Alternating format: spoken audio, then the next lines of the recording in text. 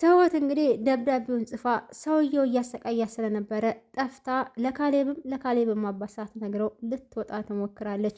በዛን ሰዓት ደብዳቤውን እንግዲህ ቲና እጅ ይገባል። ቲና ካነበበች በኋላ ትሁት እንዳትወጣ ታረጋጋታለች። ጥሩ ሰው መስላ እንግዲህ በፍጹም መውጣት የለባትም ችግር ውስጥ እንኳን ብትሆኚ እኛ እኮ ቤተሰቦችሽ ነን ብላ ቲና እንግዲህ በረጅም ምላሷ ትሁትን ታስቀራለች። እንግዲህ ትሁት ይህን ደብዳቤ ማንም እንዳያነበው አድርግልሻለሁ ስለዚህ እቀዳድደዋለሁ ስላታለች። ትሁትም እሺ ቀዳጅው ይላታል። ትሁት እንግዲህ መሄዷን ትተውና ዳግም ወደ ቤት ትመለሳለች። ቲና ካሌብን እንደ ባልና ሚስት ማውራት አለብን፣ አጥፍቻለሁ፣ ጥፋቴን አምኜ ሁላችሁንም ይቅርታ ጠይቄያለሁ፣ ግን አንዳቸውም ይቅርታ ልትቀበሉ አልቻላችሁም ትለዋለች። እሱም ቀበል ብሎ አንቺ ይቅርታ ሽወት ነው ከልብሽ አይደለም ይላታል። ዳኒ እንግዲህ ምንድን ነው ሀሳብሽ እቅድሽ ምንድን ነው ሲላት፣ አይ ምንም አላሰብኩም፣ በቃ አንተ የምታገባኝ ከሆነ ሁሉን ነገር ትቼ ካሌብን እፈተዋለሁ። ታዲያ ያ ሁሉ ስትመኘው የነበረውስ ገንዘብ ሲላት፣ እሱ በቃ የኔ አልነበረም የኔ ስላደለ ትቼዋለሁ ብላ እንግዲህ ዳኒን እንዲወዳት ብታደርግም፣ አይ ለአሁኑ አላመንኩሽም፣ ለማንኛውም እንዳምንሽ በቅርቡ የማምንሽ ይሆናል፣ ስለዚህ እያንዳንዱን ነገር የምናየው ይሆን ይላታል። ቲና እንግዲህ በድጋሚ የካሌብን አባት ልታስገድል፣ የካሌብ አባት ከሞተ ብቸኛ ወራሹ ይሄ ከረፈፍ ባሌ ነው፣ ስለዚህ የዛኔ ሀብቱን ማንም ሳይቀናቀነኝ ይካፈላለሁ። ሰላም ጤና ይስጥልኝ ውድና የተከበራችሁ ውድ የቻናሌ ቤተሰቦች፣ የምወዳችሁ የሀገሬ ልጆች እንዴት ናችሁ? ደህና ናችሁ? እኔ እግዚአብሔር ይመስገን በጣም ደህና ነኝ። ሁላችሁም በያላችሁበት የዓለም ዙሪያ ሰላማችሁ ብዝት ትርፍርፍ ይበልኝ እያልኩ ዛሬም እንደተለመደው የግፈኛዋ ሚስትና የሰራተኛዋ ፍጥጫ ክፍል 52ን ይዤላችሁ መጥቻለሁ። እስከ መጨረሻው ድረስ ተከታተሉ።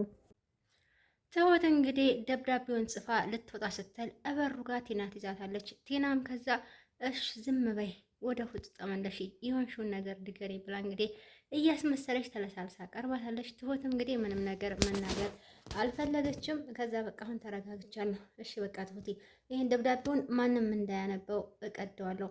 ደብዳቤው ስለነበራቸው ቆይታ አሁንም በእነሱ ላይ ምንም አይነት ችግር እንዲደርስ ስላልፈለገች በቲና ክፋት እነሱ የበለጠ በፍቅር እንደጠነከሩ አድርጋ ጽፋ ሰታ አስቀምጣ ነበር ልትወጣ የነበረችው። እንግዲህ ቲና መሽቁቋ ይዛታለች።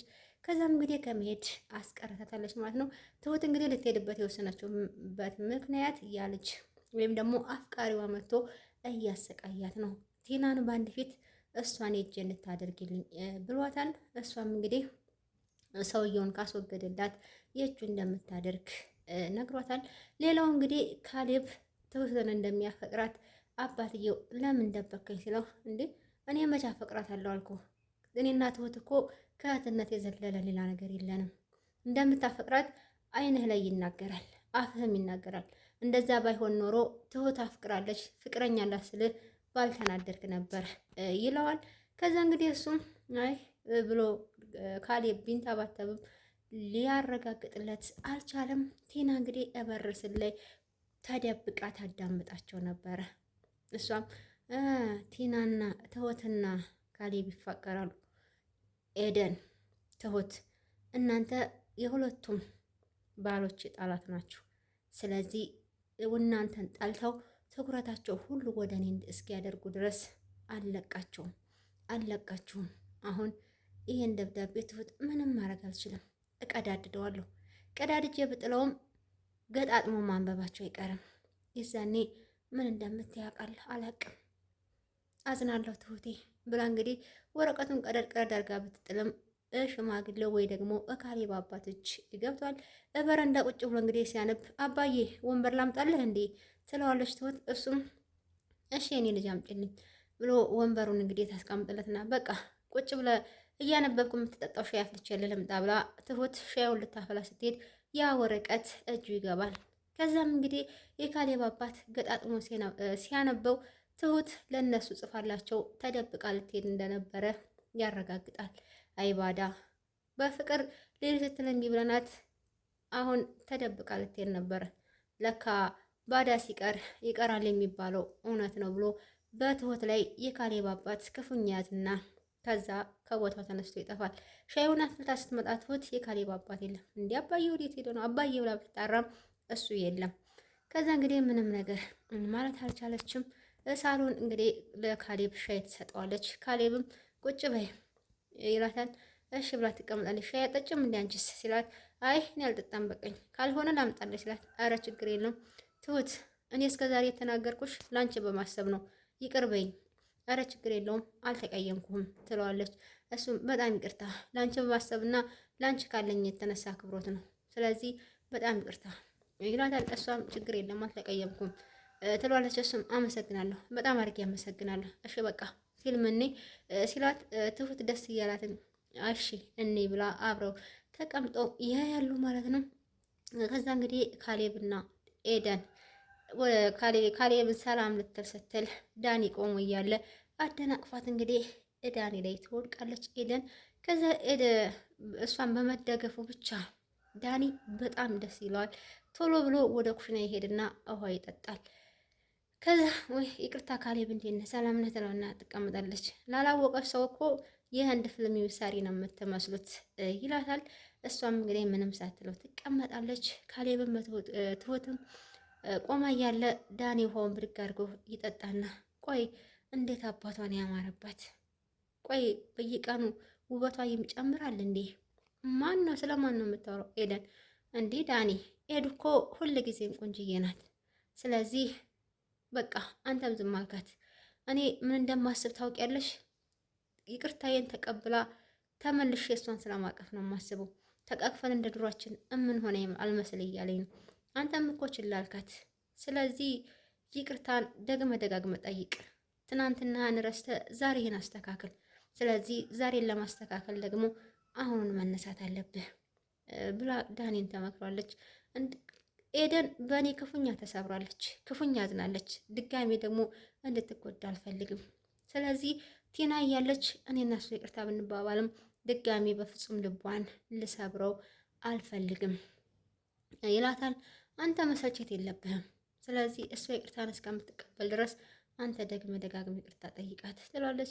እሺ በቃ ብሎ ይስማማል።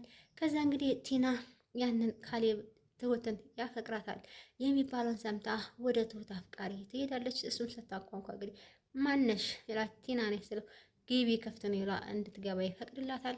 ከዛ ምን አዲስ ነገር አለ ስትለው ትሁት ከቤት ልትወጣ ነበረ፣ ደብዳቤ ጽፋላቸው ማንም ሳያያት ልትወጣ ነበር ስትለው በጣም ይደነግጣል።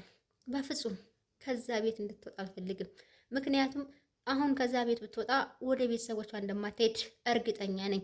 ምክንያቱም እዛ እኔ እንዳለው ታውቃለች። ስለዚህ አድራሻዋን እንኳን ልናገኘው አንችልም። እጅ በእጅ እንድትከታተያ ትፈልጋለሁ። እንዲሁም በበለጠ ጓደኛዋ ሚስጥረኛዋ እንድትሆኝ ይፈልጋሉ።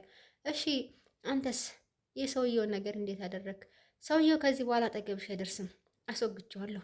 በፍጹም አጠገብሽ ሊደርስ አይችልም ይላታል። ምክንያቱም የካሌብን አባት ያገተው ሰውዬ ቲናን በተደጋጋሚ ብር አምጪ እያለ እያስፈራራት ነበረ። ነገሩ ለአለቃ አለቃለሁ ይባል የለ እና እሱ እንግዲህ አንበርክኮላታል። በቀጣይ ደግሞ እሺ ሌላ ደግሞ አዲስ ነገር ትሁት ካሌብ ያፈቅራታል ስትለው በጣም ይደነግጣል። ማን ነው ካሌብ? ካሌብ የኔ ባል ከረፈፍ ጅልነሽ እንዲህ ብሎ በስድብ ያጠጣታል። እንዴ ታዲያ እንዴት ባልሽን ሌላ ሴት እንዲያፈቅር ትፈቅጅለታለሽ? እንዴት ሆኖ ነው ብሎ በጣም ይናደዳል። በቃ አንተ ሰውየውን አስወግድልኝ፣ ሰውየው ሲሞት ብቸኛ ወራሽ ካሌብ ነው። ስለዚህ እኔም ትሁትን በእጅ አስገባለሁ ብለው ይስማማሉ። ሰውየውም እንግዲህ በተባለው መሰረት የካሌብን አባት ለማስወገድ ከእግር እስከ እግር እግሩን እየተከታተለ ይሄዳል። ትሁት እንግዲህ ለካሌብ ልትነግረው ስትሄድ ቲናና ካሌብ መኝታ ቤት ቁጭ ብለው እንደ ባልና ሚስት ማውራት አለብን፣ ፍቺ ትፈልጋለህ አይደል ስትለው አዎ እፈልጋለሁ። ስለዚህ አንድ ቅድመ ሁኔታ አለ ስትለው አንቺን ማመን ድሮ ነው ያለምንም ነገር እንደማታደርጊው አውቃለሁ ብሎ ካሌብ በትሁት ላይ በቲና ላይ እየተናደደ ያለ ትሁት ትመጣለች። ይቅርታ ካሌብ ብቻ መስሎኝ ነበረ። አይ ትሁቴ ጨርሻለሁ እና ትላታለች። ካሌብ አባዬ እንደወጣ አልተመለሰም። ስለዚህ ምናልባት ችግር ገጥሞት እንደሆነ ብዬ በጣም ሰግቻለሁ። ስለዚህ ፈልገው ብላ ትነግረዋለች። እሱም እስካሁን አልተመለሰም እንዴ? በቃ አታስቢ እዳኒ ጋር ሆኖ ነው የሚሆነው ብሎ እዳኒ ጋር ሲደውል ያ ሰውዬ የካሌብን አባት አግኝቶ ሊወጋው ሲል ድራማው ያልቃል። የዛሬው ድራማ ይሄን ይመስላል። በቀጣይ እስከምንገናኝ ቀጣዩን ክፍል ይዤላችሁ እመጣለሁ። ከወደዳችሁ ላይክ፣ ሼር፣ ሰብስክራይብ ያደረጋችሁ አበረታቱኝ። የምታበረታቱ ደግሞ ሁላችሁም እጅግ አድርጌ አመሰግናለሁ። ባይ ባይ።